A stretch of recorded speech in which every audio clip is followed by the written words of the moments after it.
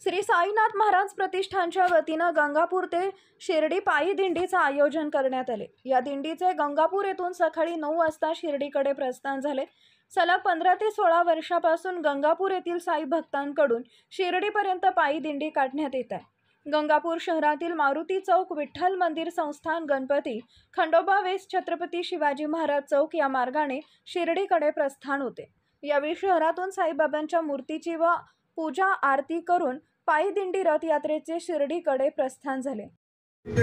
आम्हाला दिंडीची परंपरा साधारण 14 वर्षापासून आमची परंपरा चालू आहे। साईनाथांच्या आशीर्वादाने आम्ही सुरुवातीला एक 8 ते 10 मुलं होतो। 10 मुलांपासून आम्ही सुरुवात केली। आज हे वटवृक्ष एवढं वाढलं आहे। या वटवृक्षामध्ये साधारण एक 250-300 मुलं सहकार्य करतात आणि या दिंडीमध्ये सहभागी घेतात।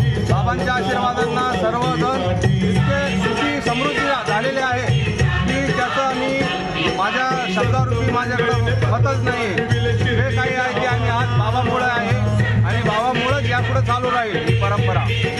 सर्व धर्म समभाव या सद्भावनेने आम्ही बाबाच्या दिंडीमध्ये सहभागी होतो।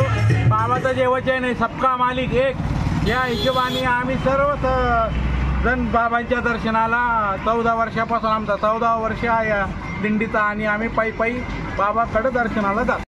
यावेळी दिनेश वर्मा, मनोज गायकवाड, सचिन शिंदे, सदानंद थोरात यांच्यासह युवक मोठ्या संख्येने सहभागी झाले होते।